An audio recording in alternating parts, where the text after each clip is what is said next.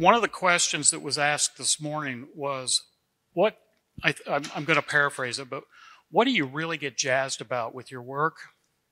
I've got 3 examples to share with you today. Anna Forth, that you just heard from, Pamela McAfee, was a student of mine at one point. Yeah. And we're waiting for a picture and a Zoom to see if our 3rd team member, but I'll introduce first, immediately to my left, is Jill Harmon. Jill is a doctoral student who's getting close to getting started in her research.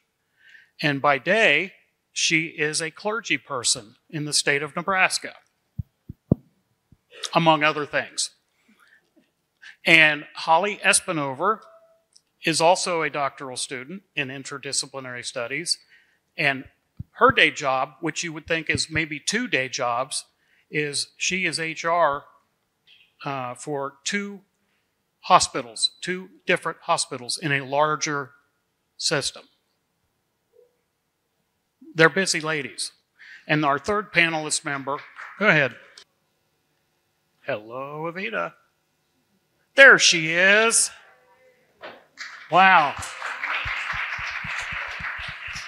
I'm not sure what you can see, Evita, but there's a crowd here of about 700 or 800 people.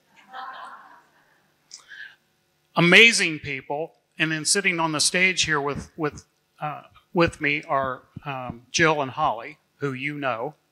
And in the back of the room is one of your classmates, Dr. Pam McAfee. All right. Fantastic. Okay, so now what we need to do is get the PowerPoint up, and we will be rocking and rolling here with the 3 amigos and this guy. All right, we're waiting for the PowerPoint. Can I what? Yes, we can, but you don't get to see the beautiful cover slide. So give me just a second and I'll pull up the prompts here.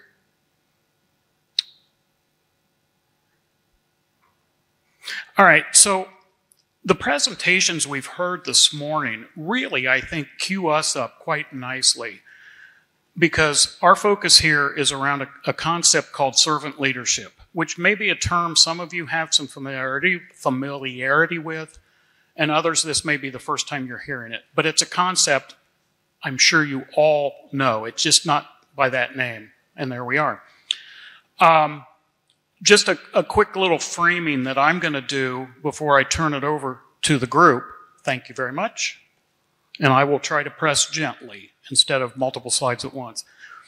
The term servant leadership is a phrase that was coined by a gentleman named Robert Greenleaf, sometime in the early 70s.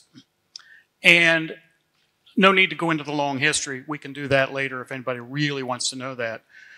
But it presented a model and a way of thinking about leadership differently than I think we have in general as we've come through a couple hundred years of the Industrial Revolution and the post-World War II era. And it starts with this. He was really thinking about society as a whole. And what he was thinking of was, if we're going to really make this thing work socially, we've got to be able to provide opportunities for people to lift up others, to help serve them, and help create a greater, more caring and thoughtful society. It's a grand and noble idea, but we got to put some wheels under this car or it's not going to go anywhere. Whoops, I'm guilty now too.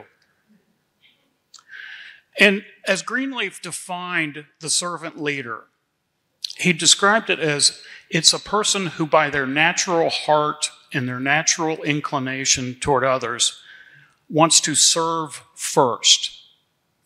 And then from that serving, leadership emerges, or you are called to leadership. And two really important points with how Greenleaf went on to write about this and define it.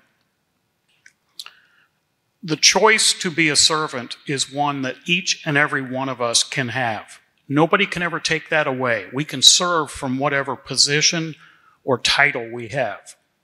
That's an important concept. The second is leader is a position, is a title. It can be given and it can be taken away. But nobody can take away any person's desire to serve. And so that's an important distinction I think he made. And then one other thing about the term servant leader. Do you think it might create a little controversy or heartburn in some places? Oh yeah, I've seen it, I've been there. And there's two really important points I take away from his thinking and writing on this. Number one, as Greenleaf defines servant, it in no way means subservient. It is not less than. It is a grand and noble calling. And the second part of that is, and my brain just blinked, maybe it's that post-lunch slump, but that's an important piece. It in no way means subservient. That we view each other as peers, as colleagues, as equals in the world. We're all human. So to frame it a little bit, traditionally we've seen leadership, particularly post-World War II, emerge in a very linear fashion. A lot of command and control kinds of structures and varying ways that leaders think they have to be. But is that really what we need today? Especially when we're thinking about all the challenges and issues that have been touched on earlier today. And if we want our organizations to be optimal, might it be useful to try to help our people become more whole?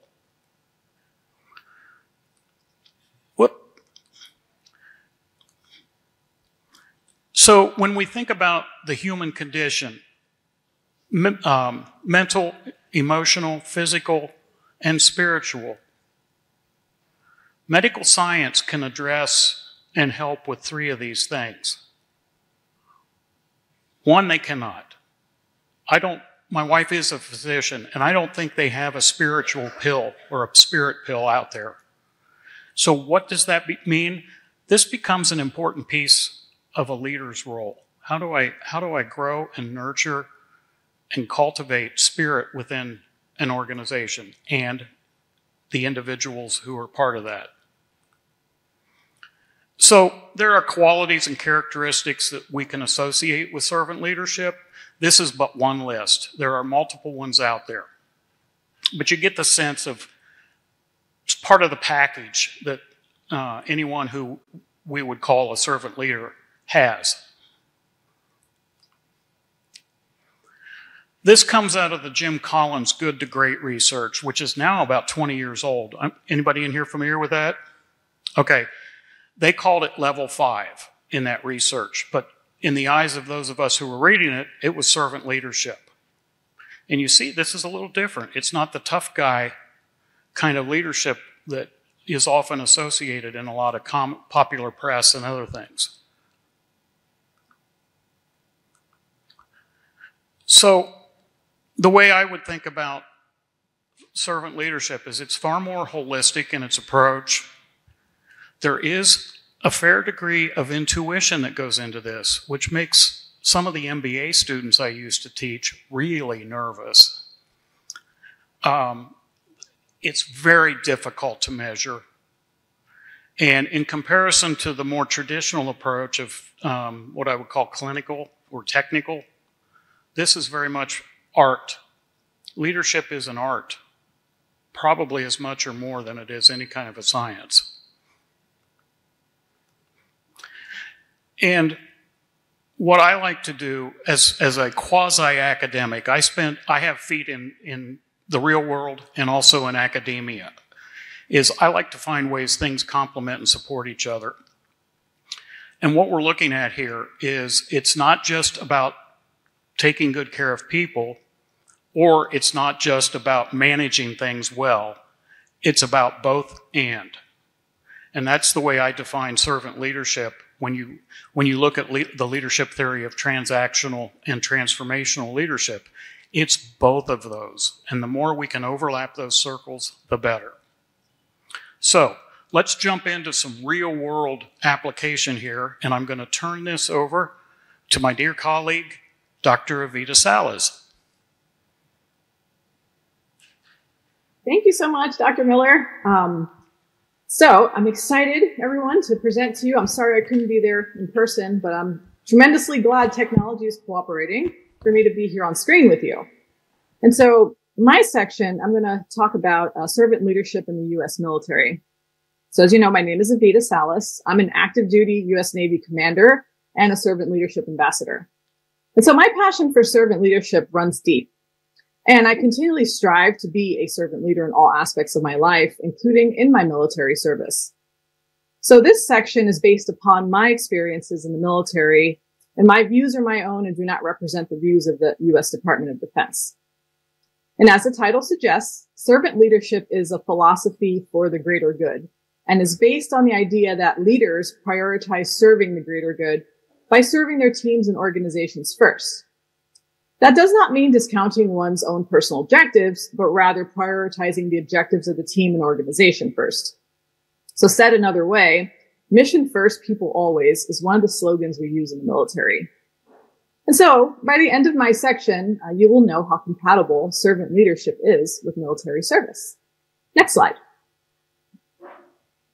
So servant leadership in the U.S. military.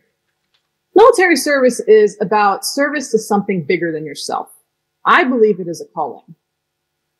As of August of 2023, the U.S. military population is just over 2 million. And so you put that in perspective with the U.S. population being just over 335 million. So that means that less than 1% of the U.S. population currently serves in the U.S. military. So it's a small group in the grand scheme of things. The military is rooted in tradition since its founding in 1775, and thus very policy and doctrine driven. But what is doctrine? Doctrine consists of fundamental principles by which military forces guide their actions in support of national objectives. So doctrine establishes a common frame of reference, including intellectual tools that commanders use to solve military problems. It is what we believe to be true about the best way to do things based on the evidence to date. Now, it's important to note that military leadership doctrine does not tell service members how they should lead, but rather gives service members a framework to apply in the various situations they will face. So military leadership doctrine is about duty, service, and self-sacrifice, and prioritizing the good of those under their charge. Not all military leaders are authoritarian in their leadership style. That's the typical archetype that many think of when thinking about military leaders. And movies, no doubt, propel this view. An authoritarian-style leadership exists in almost any occupation, as does servant leadership. But in a few slides, I will talk about some military leaders who exemplified servant leadership in action. All right, next slide. So servant leadership in action within the U.S. military.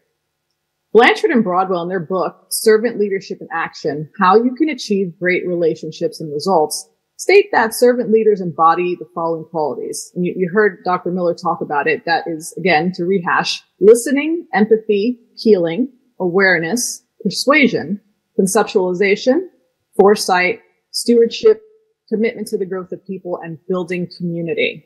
So if you parlay these to the military, you'll yield the following: personal and professional development of others, and that includes subordinates, peers, and those senior. To say it another way, that's leading and mentoring up, down, and across. Mental agility and awareness is especially important for a military member, as well as boosting morale and team performance by building trust and unity, and fostering a connected environment by positively impacting the culture and climate of an organization. And lastly, building resilience. This is like all the rage now, but this is very important for a military service member to be resilient. Next slide. So, servant leaders in each military branch. I've identified the main ones here. We have Space Force, but they're so new that we don't have a track record yet of that history, but we do for the other ones. So I'll start with the Army. It's our oldest branch. General Colin Powell, maybe you've heard of him. was a former four-star Army general who served as the chairman of the Joint Chiefs of Staff. He was also National Security Advisor and the United States Secretary of State. He was well known for his listening skills. He intentionally took time to listen to his team members, and this leadership style led to successful mission accomplishment and his subordinates' personal improvement. And as you heard, listening is a very important quality of the servant leader. For the Marine Corps, General James Mattis was also a former four-star general and former U.S. Secretary of Defense, also known as the Warrior Monk. His behavior supports his philosophy of servant leadership. He fully embraced this, and he prioritized the needs of his team members and put them first, while everything else came secondary to their needs. Admiral William McRaven was a former four-star Navy admiral and a Navy SEAL who led with integrity and earned the trust of his team. He applauds the importance of teamwork, noting that no one paddles the boat by themselves. And then General David Goldfein was a four-star Air Force general who last served as the Chief of Staff of the Air Force. In his first letter to U.S. Air Force personnel, he emphasized the importance of servant leadership specifically, and how airmen of all types should be committed to servant leadership. He also urged cadets to be humble servant leaders. And just to point out, the Air Force's core values are integrity first, service before self, and excellence in all we do. Next slide. While I'm doing that, Evita, I might add, she obviously is giving examples of people who have achieved very high rank, but the ethic that she has described runs through the ranks, and probably the best examples you would find of servant leadership in the military is in what they call non-commissioned officers, and that's the sergeants who really carry that culture very strongly. Agree? I absolutely agree with that. And I'm not sure what is the rank in the Navy. They're not sergeants. Is that your ensigns and your lieutenants and commanders? There's an echo. Didn't hear exactly what you're asking. Yeah, what are the ranks in the Navy that fit with the sergeant examples in the Army, Marines, and Air Force?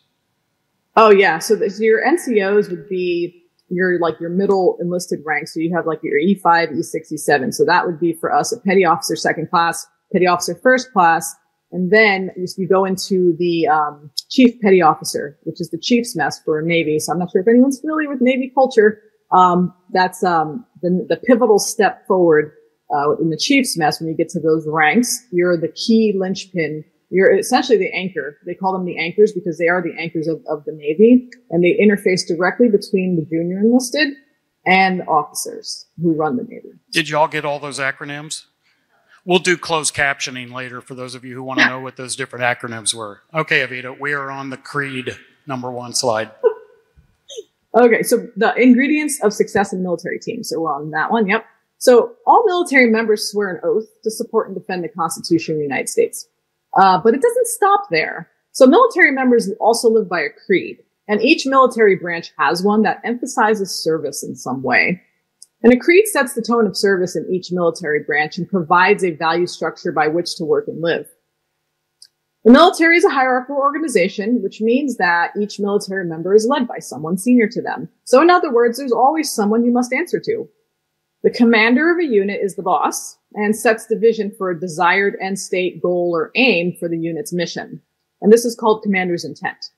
So commander's intent helps communicate the vision clearly. It describes what success looks like to all members. So with an oath, a creed, and a commander's intent to guide a team, this will help ensure the team cohesively accomplishes its mission. However, it won't be possible unless there is trust, a culture of inclusivity and belonging, and a positive command climate where morale is up and the team is productive. Next slide. So what constitutes a servant leader? How do we know if we are a servant leader or if we work for one? Well, it's very simple. The philosophy of servant leadership is ancient, but Robert K. Greenleaf is credited with bringing servant leadership philosophy to the forefront of modern discourse. And he produced the best test of the servant leader. So as you can see on the slide, it says, do those served grow as persons? Do they, while being served, become healthier, wiser, freer, more autonomous, more likely themselves to become servants? And what is the effect on the least privileged in society? Will they benefit or at least not be further deprived? So if you apply this to the military leaders, military as an institution, we can conclude that the U.S. military does offer opportunities for growth throughout a service member's career. Leaders are committed to service members' physical, emotional, and mental well-being. And leaders promote a culture of inclusivity and belonging. Commanders go through rigorous screening to have the privilege to lead others, and one cannot lead without meeting these criteria. But what's notable about Greenleaf's best test is that it's not about organizational charts or reporting relationships or the hierarchy, right? Anyone who meets the best test is a servant leader, and that's wonderful. Next slide. So, in this last slide, Kenneth Blanchard, as I mentioned before, he's an American author and business consultant and motivational speaker who's written over 60 books. And he's widely known for his work on servant leadership. He asks, why are you leading? Is it to serve or be served? Answering this question in a truthful way is important because you can't fake being a servant leader. It's a question of the heart. And the heart part is the crucial part to being a servant leader. In the military, servant leaders swear an oath, follow a creed, and adhere to and create a clear commander's intent. They are tested by Greenleaf's best test and embody Blanchard's qualities, as we mentioned, listening, empathy, healing, awareness, persuasion, conceptualization, foresight, stewardship, commitment to the growth of people, and building community, all while building trust among teams, promoting inclusivity and belonging, and fostering a positive command climate, and maintaining the mission first, people always, in support of service, and answering a call greater than themselves. So it's befitting that we close this section with Blanchard's quote that you see on the screen. Servant leadership is all about making the goals clear, then rolling up your sleeves. Doing whatever it takes to help people win. In that situation, they don't work for you, but you work for them. And so that concludes my portion, and I look forward to your questions during Q&A. That's what we set, and then next, I am happy to turn the mic over to my esteemed colleague, Pastor Jill Harmon. Thanks, Evita. You all now know everything you ever wanted to know about military life and servant leadership.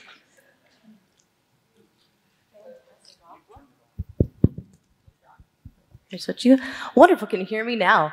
Thank you very much for having us today. We're so glad. As I said, my name is Jill Harmon, and I have a few different hats that I wear. I'm an adjunct professor at Creighton University as well as a pastor, as you've heard. But Jessica, I don't want you to worry. I'm a cool pastor, so I drink margaritas and I have ripped jeans. So we're going to be fine. You know it. Hallelujah. So I think there is space for both, and that is such an important aspect of what we're talking about today, holding space for diverse things, right? I'm a person of faith, as I've mentioned, but I'm also a person who believes in science. And so perhaps it's a little fitting today that I want to talk to you about the science of hope and servant leadership. And so my first slide right here, I want to talk a little bit about what you see up on the screen, which is the FELF, or the fractional amplitude of low frequency fluctuations as compared to the medial orbital frontal cortex, or the MOFC. This is a lot of jargon this morning to say that this is the part of our brain that makes decisions, that holds space for emotion. And so a lot of times when things are going wrong, if we're struggling through anxiety or depression or major low points in our life, right? This oftentimes will be triggered in this part of our brain. But this is also the part of our brain that we can detect hope. And so here it is that we talk about something called agency thinking, pardon me, and pathway thinking. So imagine that you come to visit me in Nebraska in the USA. Please don't do that. But if you'd like to, I'd love to host you. It's much more beautiful here. But let's imagine that you do, and that you get out your phone map, right, and that you're driving down the streets in Nebraska, which is always under construction, is it not, Carrie? And so when you run into construction, you can no longer go down that path. And so if you'd stop right there and think that I can't go, and then you just get back on the plane and leave, which I wouldn't blame you, but once again, don't, right? That's because we run into roadblocks and we think there's no other way. And sometimes life gets so overwhelming, right? We think there's nothing else that we can do. And so it's in these moments that hope is so important, because what it does is it instills pathway thinking. And pathway thinking is then in your map that shows you that there's another way to go. There's another path to take. And that we don't have to be overwhelmed and quit in those moments, right? And agency thinking, that's the gas in the car that gets us there, right? We need those two things to happen. And so, as human beings, we love to protect our resources. This is something that's deeply personal to us. So when bad things happen, because things go sour, am I right? They're gonna go sour. That's how life works. But we want to protect. We want to protect things like our reputation, or our social resources, or our emotional or psychological resources. My friends, we are living in a world that's in a mental health crisis, because we live in a world that is full of cancellation. If we make a mistake, then that's our prescribed narrative. There's no way that we could be two things. There's no way I could be a pastor and drink margaritas at one time, right? But we have to know that there's space for both. And so when we talk about hope, right, this is the moment that servant leaders are so essential, because we're going to look at a world and say that, okay, right, we have a world where we make mistakes, or that we have two different things that we're holding space for, right? And so as servant leaders, we teach people to accept the world as it is, right? To acknowledge pain when we need to acknowledge pain, because that's important and we need to sit with that pain, right? But then we don't want to set up camp and live there. We're going to continue to move forward. And so we're going to integrate global perspectives, like coming to learn from so many incredible women and men here right in this space today. We're broadening our perspectives. We're learning about how we can see the world in a different color. And that's so essential and vital. And servant leaders can help teach people that. We also help people understand that they believe that they can cope. Because when you run up against the roadblock and you feel like there's no other path, right? That's when a servant leader says, yes, but there is. So let's find this together, right? Let's celebrate small wins, or provide consistent feedback, or promote a growth mindset, right? These are all things that we can do as servant leaders. And as Jeff said, not subservient leaders, because my friends, people matter, right? We're looking at a world that doesn't know that they do. And when we see another human being, we don't know their journey, do we? Just like they don't know ours. But that's why we need to share our stories. That's why it's so essential to lead with compassion, to serve, right? That's the beauty in servant leadership. Because then we do something really beautiful. We create benevolence, right? We engage people in community service. We discuss the importance of kindness, because this also happens, did you know, to our brains, that when we do something for others, this triggers in our mind this dopamine, right, that makes us feel really good. One of my favorite shows back in the 90s, 2000s was a show called Friends, and there's a character on there named Phoebe. Any Friends fans out there? Phoebe was trying to do, thank you, a selfless good deed, and she couldn't find it because it always made her feel good, right? Because we have that dopamine that comes up into our brain that makes us feel good. Because that is important, because then we want to do another thing and another thing and another thing to continue to engage the world, to serve the world, to instill hope. My friends, again, if you don't remember one thing that I've said today, people matter. Our stories matter, and we have the power to instill hope, and we have the science right here. Now, it's my honor to hand over to my esteemed colleague as well, Holly, and she's going to talk a little bit more about how this looks.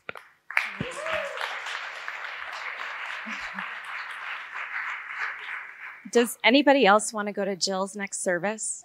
Anybody? I know, hallelujah, right? It's amazing. What a gift. What a gift you have, Jill. Thank you for sharing that. So my topic is absolutely along the same lines. And I think what you guys are going to see throughout this is this thread of connection that comes through every single piece of what we've talked about today when it comes to servant leadership.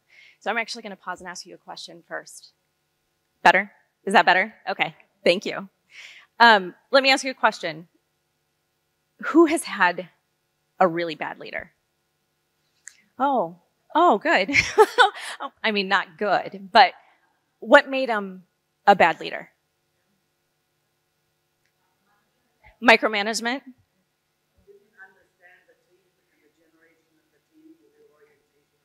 Didn't understand the team, the values. Lack of compassion. Disconnected from themselves. Interesting. Incompetence. Yeah. Lack of recognition. Yeah.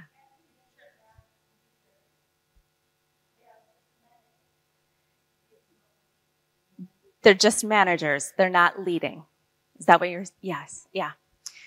So when we talk about servant leadership, what I'm going to hit on is very particular actions that I think every single one of us can take as it applies to how can we serve the people around us.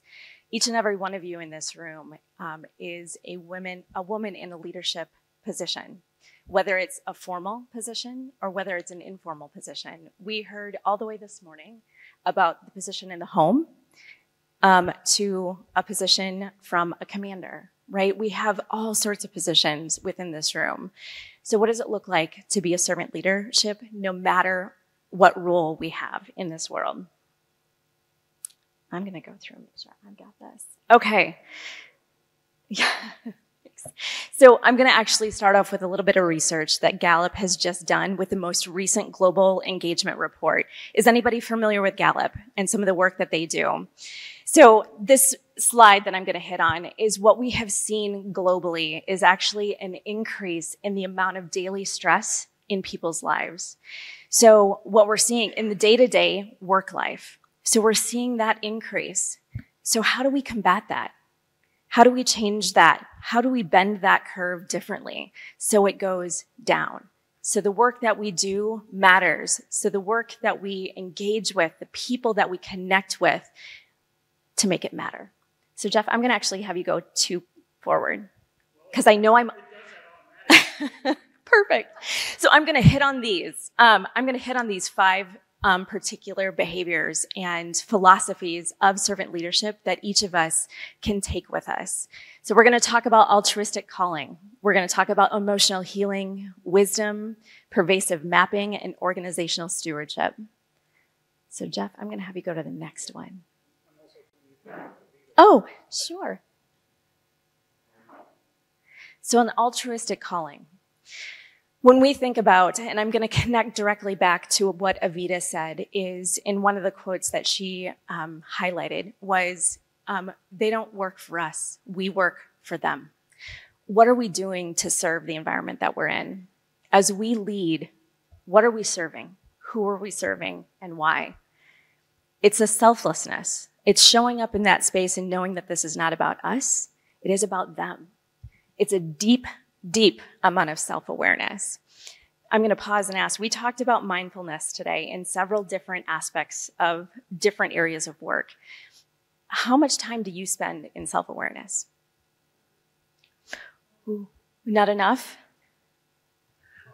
1 hour? A day? A week? A day? That is impressive. That's impressive.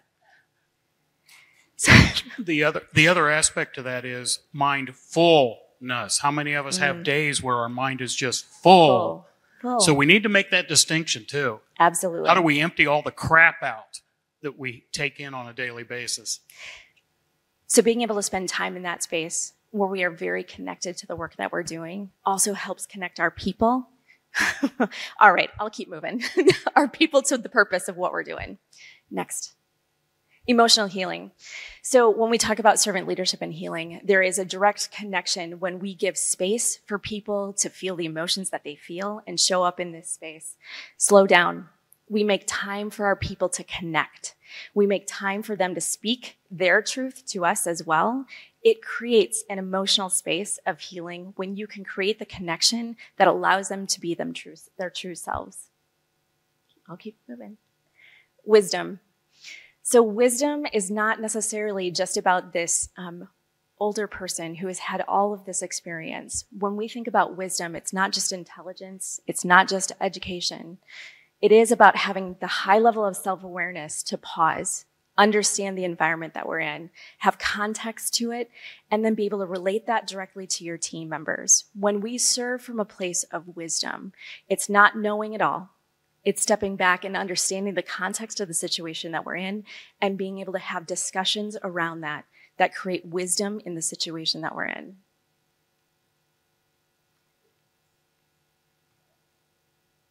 Organization.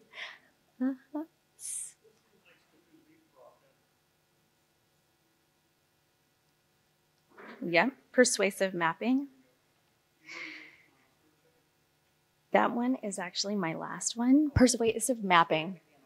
Okay, persuasive mapping. So persuasive mapping is the space where we sit with our team members and we allow them to speak about how they've come to the process of decision making. So really thinking through, how did I make the decision, or how do I want to make the decision that I'm about to make? So there's 4 different relational pieces to that. Attuning, so staying very connected to what they're saying, wondering, being curious about what they're saying, where that's coming from, asking questions, following what they're saying, and then holding space for them to speak, for them to be able to make that thought come to fruition. Practice connecting with curiosity. I want to know more. I am curious about what you have to say. Listen with your presence and guide followers forward with those practices. Part of what Holly's talking about here is a relook at Maslow's hierarchy. If you look at what Maslow came up with, he talked about safety. And, I wasn't in the room with him, but my guess is psychological safety was probably the last thing they thought about, and that's become so important here. And what Holly is really addressing here is how do we create a space that's safe for folks to really share and learn with and from each other? Absolutely. It also builds trust in the environment, right? 2 minutes. Got it. I actually need to go to organizational stewardship. Okay. So organizational stewardship. So when we talk about serving, it is serving at a higher purpose. So organizational stewardship, it is about encouraging, making an impact within your organization, within society. It is very much what has been spoken about in each of these spaces, where we serve for a higher purpose, and we connect to that. Collective healing can happen when those things are chosen. You critically self-reflect. You move beyond compromise. You address the differences. You don't ignore those differences. You're able to have and hold conversation around that and build understanding through action. And then the flourishing as humans and as women. Sorry. Oh, move ahead. Yep. One more. Flourishing as technology. So as we work to try to bend the curve of daily stress, to increase employee engagement and to lead from a place of service, what we do is look to understand each other as full humans. We make personal connections. We develop those relationships that show you value and recognize other people's skills and talents, the value that they bring to the organization and the work that is happening. And then you take action to live out those 5 principles in meaningful ways. So I get to wrap this all up, everything you wanted to know. First of all, I want to acknowledge these 3 amazing women that I've had the privilege to work with. I'm sorry? Okay, Evita, they tell me the Zoom's going to go bye-bye. And they're plotting. Should I just log back in? We're going to log her back in or not? We're going to finish probably while that happens. So I'll get back to you in a few minutes. Okay, thank you. Thank you, thank you. Each of these young women has been an absolute delight to work with as a professor who gets challenged by them constantly. I love it. And as you can see, 3 very competent professional women who are in very different career paths and have found a way to connect servant leadership with their work and their communities. So there's a lot of paradox associated with this. The 2 terms appear to be in conflict, but that's part of the deal here. It really is a timeless and universal principle. You find it in almost every major faith tradition, and you could go back from the teachings of Aristotle and others to find these ideas. It wasn't called servant leadership, but the practices were there. And again, many people do this already. It's more intuitive for many. This is a long-term approach. You don't just come in on Monday and say, okay, our organization is going to practice servant leadership. And then say, everybody be nice to each other. Doesn't quite work that way. We do lots of trainings and workshops, and it's a constant battle. I've been studying this stuff for over 20 years, and there are times when I still feel like a novice. It is not a recipe by any stretch. It's more of a philosophy and a container within which you hold your own personal leadership practices. So, as I said, it's not a quick fix. This is not a newfangled management technique that's going to wow the Harvard Business Review or any of those, although there have been some articles in it. And it's not the answers. That's the stuff we got to sit down and figure out together. Because the problems we're dealing with can't be fixed by one person. Maybe.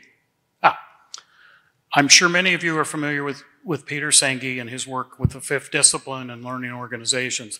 I think this is a really powerful and profound quote of his that, this is a deeply, deeply personal experience when you do this, because the inner work is probably as much, if not more important than the outer work.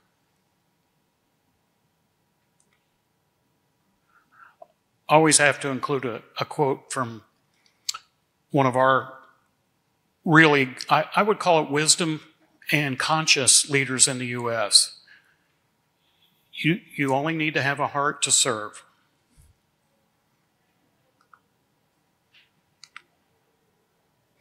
And since they weren't represented by anybody on this panel, I want to just make a case that these kind of leadership philosophy, or this kind of leadership philosophy, will work in manufacturing. It's very effective. And I got stories, so if any of you want to hear stories, I can tell them.